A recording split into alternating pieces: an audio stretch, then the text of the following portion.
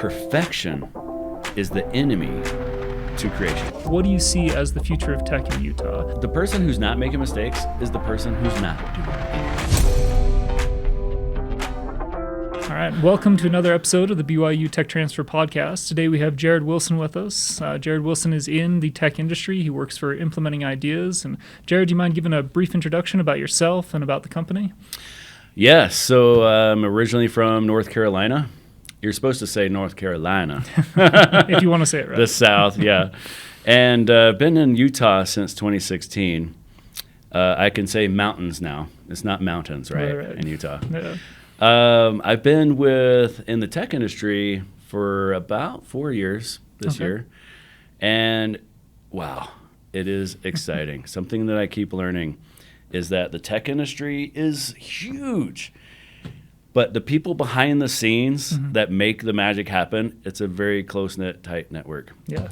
It's one of those spaces where everybody seems to know everybody else who's in the space. It's interesting, which is kind of crazy, Which is great because especially if you're a startup, if you can just find a few connections, you can be connected to this huge network of close-knit people. It's interesting. Absolutely. And tell us about Implementing Ideas. That's where you're currently working, right? Yes. So I'm with Implementing Ideas. We're, hope you don't mind, BYU students, but we're right up the street from UVU. But we love BYU. We've had a whole bunch of students over for tours all the time. And all of our colleges. But, so Implementing Ideas has been around, this is our 19th year. Okay. And it started with the idea of the small guy, the startup, the companies that want to have their first go with their prototype runs. There was a company called Wolf Electronics here in Utah, and they were busting out at the seams at the time. A bunch of brothers owned the company, and they're great guys. And at the time, they focused on the big fish, to put it simply. If you didn't have $1 million or $10 million, then they were just trying to accommodate as many as they could. Yeah. And so the little protos, the little fish, kind of got put by the wayside. So our CEO, David Sapetti, he was their production manager at the time. Almost 20 years ago. Yeah.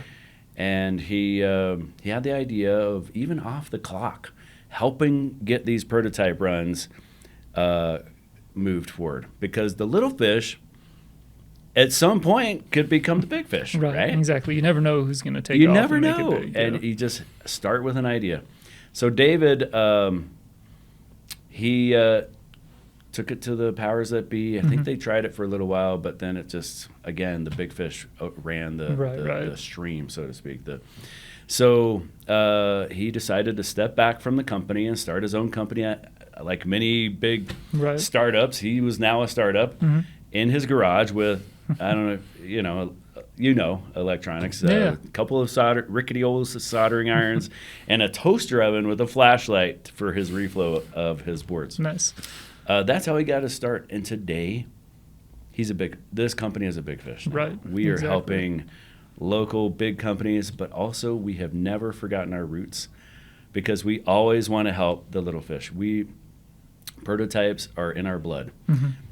And there's some that don't make it, but there's some that do. Yes. Like you were saying. Yeah, exactly. And from my experience, full disclosure, I worked a little bit with Implementing Ideas before I came to BYU. I had a small prototyping company, and it was such a great experience. They were very accommodating, right? They could see the vision. They also understood that there was a lot of risk early on with some of these prototypes, and they tried to be as reasonable as they possibly could be with working with, a small entity at that time. And when we toured your facility, just again trying to paint the picture of what Implementing Ideas does, it's a lot of PCB manufacturing, a lot of PCB, PCA assembly of those PCBs. They do wiring, harnessing, a lot of electrical work, mechanical assembly, right? You guys have some space dedicated to new projects. Like, it's a very cool space. They've got a very wide skill set, right? And like you said, they've grown from a smaller operation into a larger operation. And, it's been really cool to see. So it's great. We sincerely want to help anyone who has an idea. And what does that look like, right? Because Right. sometimes there's pressure. Mm-hmm. Where do you start? How do you get moving forward? There's this sweet lady. She's a stay-at-home mom, and she had this idea. I can't go into too many details Right. with NDA agreements, but she came to us and she said, hey, I have this written on a napkin, literally drawing, and it's my idea, and my kids have tried to see if it's anywhere on Amazon or Google. We can't find it. Right. And we think it has potential. Can you help us? And so basically we stay in our lane. We're very much purely contract manufacturers. So if Brady, our awesome cameraman over here, you can't see him behind the lens, has an idea, I don't know, a drone. He's designed a drone. He needs someone to help build it. We can help him with that. Or even if it's just anything, any kind of tech idea. But we are solely manufacturers. So he could contract us and say, yeah, you guys have the team, the resources, the manufacturing team, highly talented, skilled people that I feel very honored to work with, honestly. They're just amazing people right here in Utah. Right. And any rate, coming back to the sweet lady, we teamed up with our contract engineering partners, which maybe we should have, I don't know, talked to Bennett. Maybe. Could have back in the day. I know. I still do a little bit on the side. So There you go.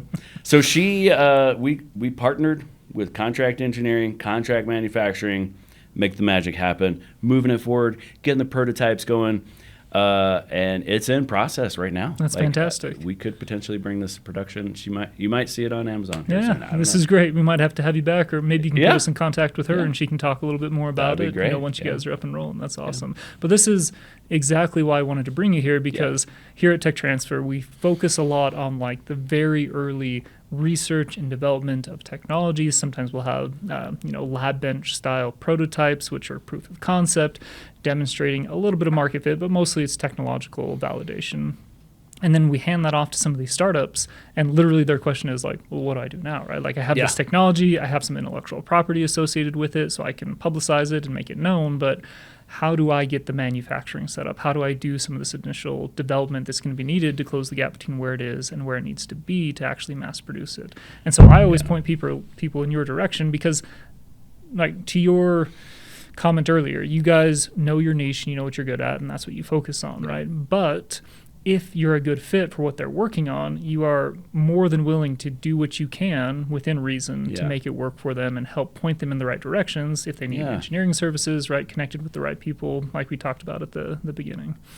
That's actually a good segue to the thought I was just having. Yeah, go for it. Connected with the right people. Yes. So, all right, I kind of had this mentality growing up as a kid that I've got to do it all on my own. Right. I've struggled to learn how to ask people for help.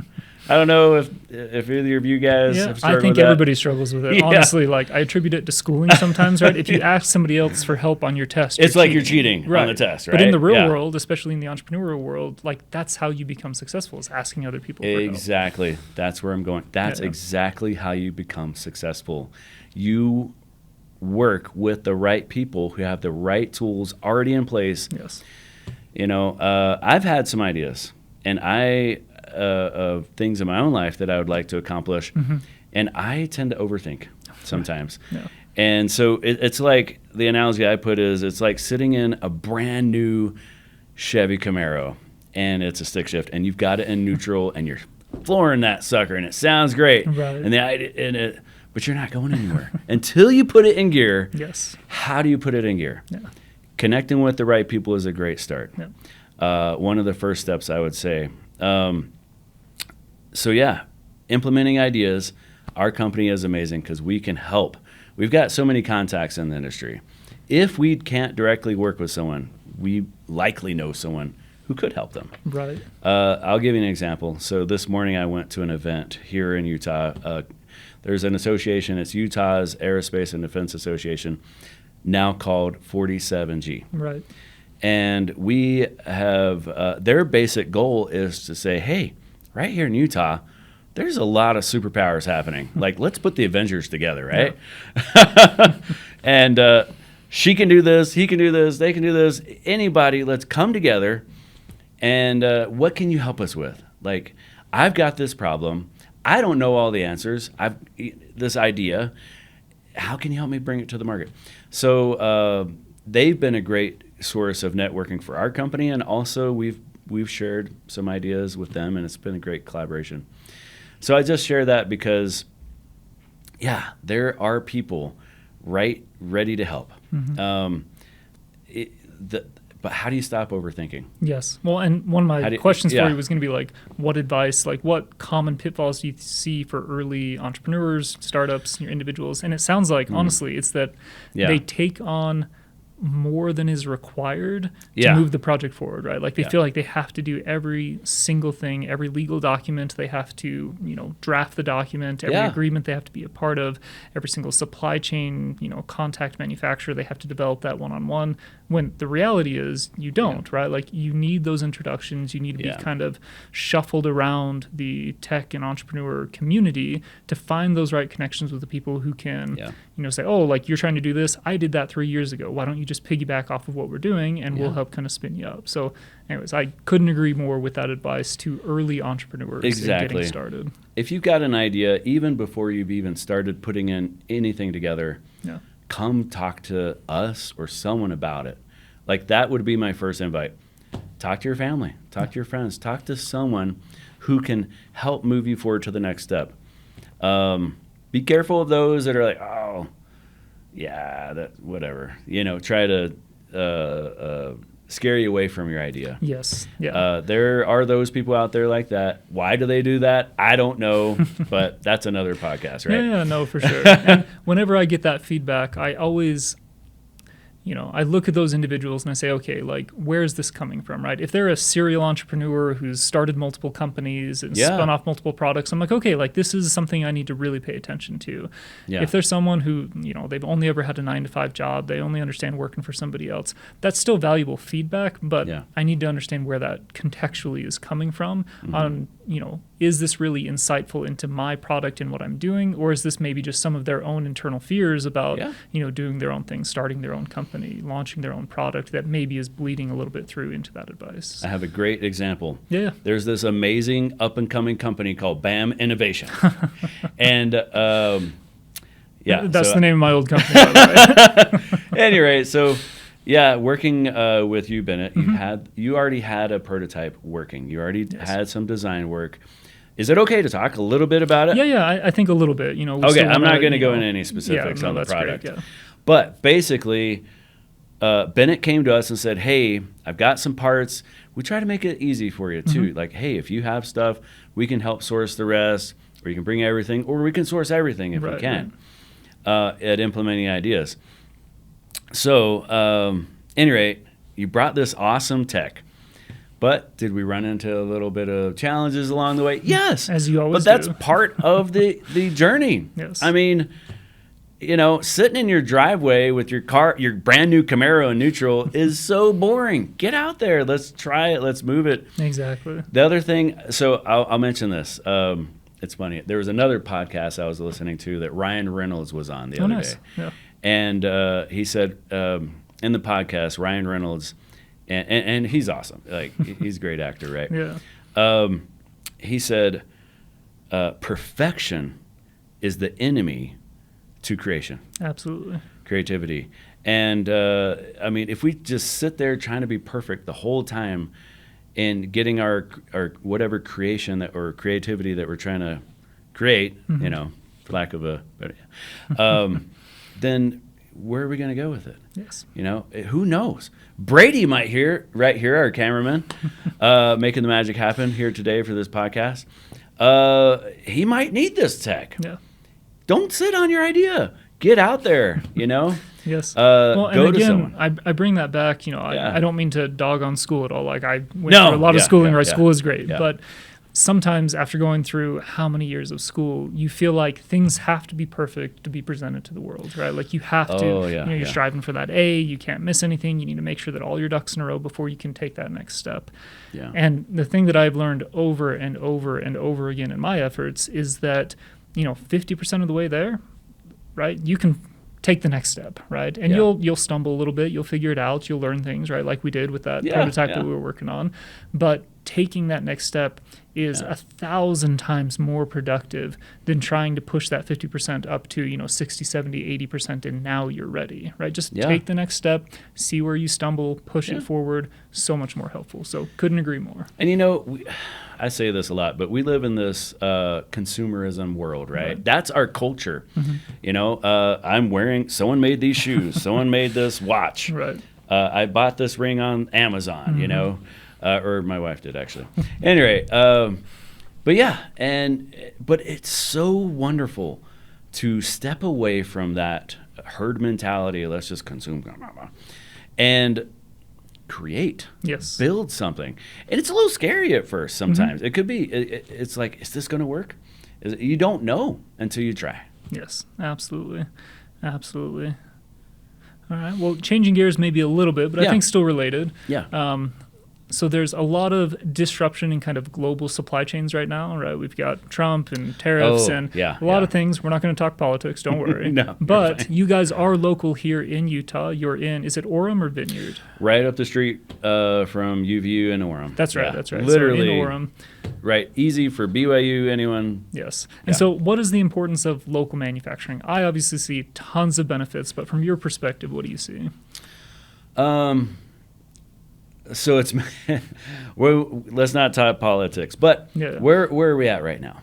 At Implementing Ideas, we're getting a lot of companies interested in reshoring and bringing manufacturing right back here. Right. Tariffs are part of the equation, but only part. Yes. The problems that creators have with going somewhere else for manufacturing rather than local right here in the heart of Utah is communication is really tricky. Yes. And it's key, very crucial, day to day.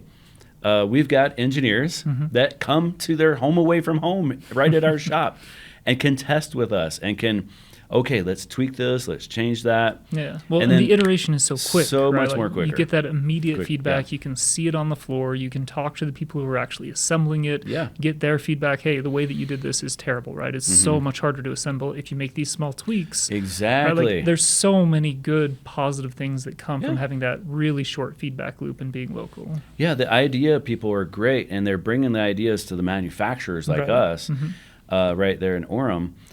But like you're saying, the manufacturers are like, tweak this little thing, and all of a sudden it's going to be so much more manufacturable. You'll save time, you'll save money, you'll have a much better quality of your product. That's always helpful. So, the communication is definitely one of the great benefits of going local. Also, time. Yes. Like, if you're going way far away for manufacturing or a build of any kind, then there's the lag time. Sometimes the stuff is not going to get flown in. It's on a boat for weeks, maybe even months. And there's also another big concern that a lot of our customers have told us about. Maybe it's the heart, maybe, I don't know what, but quality is oftentimes a big issue. So you've got quality, communication, and speed. Prototyping speed is of the essence. Absolutely. You are losing, time is money. Yep. And I'll give you an example. So there's a company, again, without going into too many details. No, I understand. They are wanting to go fast on a new prototype because one of their competitors stole their, well, I don't want to say stole, but are using their idea. And so they've got to come back with another idea to be on the market and be competitive. So how do they do that? Local, right here in Utah. We are helping this customer. They're so grateful. And it's pretty awesome. Another great thing, and this is kind of changing the gears a little bit. No, that's all right. Not just with going local, but also drilling down a little bit further with our company, Implementing Ideas. So we have state-of-the-art equipment. We've got Lamborghini high-speed pick-and-place machines. Yes, they really do. That can place on, like, for example, chips on a board, 8.6 parts per second, 31,000 parts per hour. Like, we're popping out for large production runs as well, thousands per week. We're not in the millions per month yet, but we're getting there. You guys will get there. I'm confident of it. I know. So basically, we've got all of this amazing tech, state-of-the-art equipment. What really makes our company right there at Implementing Ideas amazing and great are the people. Yeah. And I just love bringing work right here to Utah. Like, I want to support people right here. That's just kind of the heart of the matter. Why local? You know, let's support our own economy right here in Utah. Let's support our people. Yeah, absolutely. Love it. Okay. Well, with Implementing Ideas, do you have any kind of public successes that you could share? Because I know that you guys are dealing with a lot of startups, a lot of IP considerations, so sometimes it's hard to talk about some of those projects. But is there anything that's already been released to the public, people know pretty well, that we might recognize coming out of Implementing Ideas? Oh, yeah. Great question. So they're on our website, approved to mention that we can mention these certain customers. Perfect. For example, we have helped support Lockheed Martin. Okay, fantastic. One of their local branches, Proceris Technologies. We also support, I don't know if you've seen the lighting on people's houses. It's programmable from your cell phone, Bluetooth. I see it popping Jellyfish up all over lighting. the place. Yes, Jellyfish, Jellyfish lighting is just an amazing partnership that we were just lucky to work with them as well. Some other companies that we help are Fortum Technologies, drone company. We've supported Teal Drones, amazing tech right here in Utah. BioMurio, which is the French, I mean, you might see them as BioMuro, but medical companies, Biomerics, so many wonderful companies. And we also support other companies in other states, and even we've supported in other countries. It's so wonderful to be a part of that creation process, coming back to that. But you wouldn't think it. Like, you're just driving the streets of Utah, and you're looking around, oh, that's an interesting building. What are they doing there? You have no idea what amazing things are happening right here in your home state. Yeah, absolutely. No, I love it. That's great. And so with what you guys do, it sounds like there's a lot of, I don't know, I won't call it tension, but like back and forth between balancing creative ventures, right? Like, I've got a new idea and I want to take it to market, with actually shipping product on time, right? Like, we actually have to deliver this. And so, I mean, as you guys are dealing with startups, as you're dealing with some of your larger clients, do you find it difficult to balance those two, or does it come pretty naturally with what you're doing? That's an excellent question. Our company is so rooted in any level of manufacturability that we are ready to take an idea at its nucleus on up to, hey, we've been building these for years, but we want a new contract manufacturer that has the quality and the speed and the price that you guys can offer us. Right. So we shift gears very easily. I will say this: our doors are wide open. Don't take my word for it. Come in. I would invite people to come in to Implementing Ideas. We're at, can I want to say the address? We're at 1315 West, 400 South, Orem, right up the street again from UVU, just barely the west side of the freeway. Come in, take a tour. Come and you know what? Even if you don't even have an idea, but you would like an idea, or you want to see what the tech world's like, manufacturing, welcome you. And sometimes just seeing that environment starts getting like your brain going, and you start thinking about ideas and thinking about capabilities that are here, because that is one thing, especially with early stage entrepreneurs who've never gone through the process before.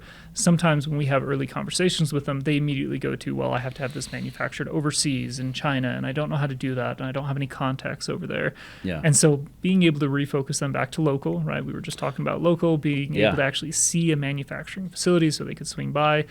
It kind of opens their eyes a little bit to, I don't have to have this global supply chain to work on my idea. I can still say relatively local. I can still move my idea forward, right, and have good partners as I look to scale and start producing, nationally before I have to start looking multinationally and globally. No, that's super exciting.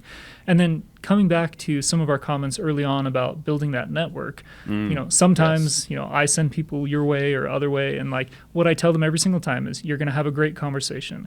If it doesn't work out with you two specifically, ask them who else you should talk to. Yes. Because again, like they might come talk to you, they might take a tour of the facility, you guys might kick around some ideas, and that's all great. But at the end of the day, maybe it doesn't quite fit for the two of you. But it's all part of building your network, getting into that tech and entrepreneur ecosystem that we have here in Utah. And you can point them in the right direction. You know people that I don't know. I know people that you don't know. Keep working that angle and try to get in front of the right people. Today at 47G this morning, you just reminded me of that. Yeah. So we have a customer. We love this customer. They're called Art Tech Charge. Okay. Doing amazing tech. But they want to expand their network. Yes. And so they were like, Jared, hey, who do you know? Oh, I'd love to meet them. Mm-hmm. So he came this morning. We helped with some introductions as well. Yeah. And but yeah, I mean, it's so small. Like, you never know. One little tiny conversation could be the spark of who knows. I mean, it's not all about money. I mean, it could be $1 million, $1 trillion. It's not all about money, but like it can literally helping better make people's or lives. break your company in some situations. Like I can't tell you how many times I've seen people have a conversation or heard stories of people who, they went to a little get together with people in the space and they're talking about their business and somebody overhears it and they walk over and say, hey, I didn't realize that you did X. I need X for my company. Yeah. Right? They develop a relationship, they sign a contract, and they go from, I had 30 days left of funding before I had to, close the company to, hey, I've got a nice large contract. I've got a year's worth of runway to continue building. So again, I know that we've said it multiple times already, but continue to build that network. Ask for those introductions. We are more than happy to try to point you in the right direction as much as we can. Yeah. Love it. Yeah. So from your perspective, what do you see as the future of tech in Utah? I feel like we've kind of been simmering for a long time, right? And like we're on the precipice of like actually like a nice rolling boil when it comes to tech and entrepreneurship. I don't know. What are your thoughts? Well, I will say this. Why are so many companies starting to shift and move here to Utah? It's great for entrepreneurs. Yeah. This state, our state, is very welcoming to startups. Yes. You're in fertile ground. Like you could grow your company so quickly right here. It's exciting. Yeah. So I would say first off, any idea that you have, bring it to the forefront with somebody, somewhere, somehow, and just get started on it. I will also say this, 20% of our state's economy is aerospace and defense. That's fantastic. So I would definitely say that's an exciting industry to be a part of. Anything that can take off, anything that can help defend people, families, homes, countries, is also another, great idea. It's interesting. Yeah, medical. There's a lot of opportunities right now here in our state with medical as well. Mm-hmm. It's really boomtown here in our state. You know what? I think there's some naysayers out there, the fear mongers. Oh, I've seen the news. There's this, there's that, the politics, this, war, that, this. You never know. But put all of that aside. Seriously. And you don't want to be the guy or the gal that's like finds your idea and you see it all over the internet. Right. Someone else ran with it because maybe there was some fear. Maybe there's like, I don't know who to talk to, right? Right. Or what to do. Don't be that person. Just go for it. Just try. And the people who are going to be successful 10, 15 years from now are the people who are kind of ignoring some of those, concerns and just saying, hey, I know that maybe things are not perfect, and it's never perfect, but they're taking those steps and they're saying, I'm going to go for it anyways. And those are going to be the people who, again, 10, 15 years, they're going to be uber successful. Everybody else is going to be kicking themselves that they waited or held off or whatever it might be. So, couldn't agree more. Yeah. And with that in mind, so what advice would you give to your younger self? Let's say that you just graduated, you're fresh out of school, you're looking to make a difference in the world. With your perspective now, what would you say to yourself? Oh, wow. That's an excellent question, Bennett. I would say, what's the opposite of overthinking? do. Yes. Action. I would just try everything I can. Explore, I would tell that Jared back then, I'm not going to say how long ago. I would say, you've got something interests you, explore that interest. No. Just give it a go, because you never know where it's going to lead you. I'm going to come back to the story of our CEO, David Cepetti. Mm-hmm. He's very mechanically minded. Yeah. He's a mechanic. I mean, he was going to go to BYU for mechanical engineering. He came in from Argentina, mm-hmm. and due to paperwork and things, I don't know, it didn't quite work out the way he had initially planned. Right. Fast forward, highly successful yes. CEO of an electronics manufacturing company. Yes, absolutely. We do mechanical assembly as well. Right. That's one of our key services. Mm-hmm. But he definitely shifted gears and he tried out electronics. Yeah. Well, and I think he's a great example of exactly the advice you'd give yourself, right? Go do something, right? You're going to have issues crop up that you couldn't have been aware of, right? Mm-hmm. Like him trying to go to school, maybe it didn't work out, but he persevered, right? He pushed through. Like, we've got to have David on here at some point. Like, I think so. Yeah. David, if you're listening to this, come on, man.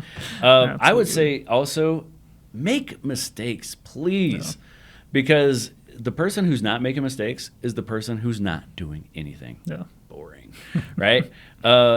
Get better at making mistakes. Yeah. As you make those mistakes, you're going to have success. As you have those falls. Did you realize you can't even walk without falling? You have to fall to take a step. Yep. Every failure, every step, all those are just steps towards success. Well, and the more comfortable you get with failure, right, the faster you're going to go, right? You're going to go from walking to jogging to running, much faster than anyone else. And I was listening to a podcast the other day, and they were talking about America's unique perspective on failure and how failure doesn't make you a failure. Yeah. It just means you failed at something and you're going to learn from that and move on. Mm-hmm. The rest of the world, they view failure as failure, right? Like, you're a failure if you fail in any of your endeavors. Like, it's a label you can't take off. Right. Oh, I started this business. Yes. It didn't work. This one business, one opportunity. So that makes me a failure. Right. But like one of our founding fathers, Abraham Lincoln, mm-hmm. I don't know his rap sheet. I don't have it memorized, but I know there was a number of failures in politics, business, and honestly, any successful person, right? Successful. If you stack up the number, just the raw number of failures to successes, they're always going to have more failures. But all it takes is 1, 2, 3 successes to make you a success, right? And all that failure just becomes water under the bridge. I agree. Awesome. Well, is there any other advice that you have or topics that you wanted to cover before we wrap up here? Again, I would just send out that invite. Come check us out. Let's start the conversation. Our doors are wide open. We treat everyone pretty much like family. Come in the doors. You're going to feel welcome. You're going to feel the love. I hope you did. Yes, absolutely. Yes. Absolutely. And highly recommend it to anybody who's interested in this space. Great experience. And let's build together. Yeah, love it. So reach out to Jared. We'll drop some of his contact information into the description. If you're having trouble finding him, reach out to me. I can put you in contact with him. But thank you again, Jared, for coming on. Really appreciate the conversation. Thanks, Bennett. Yeah, and welcome to come back anytime. Thanks, awesome. Brady, too, man. Shout out.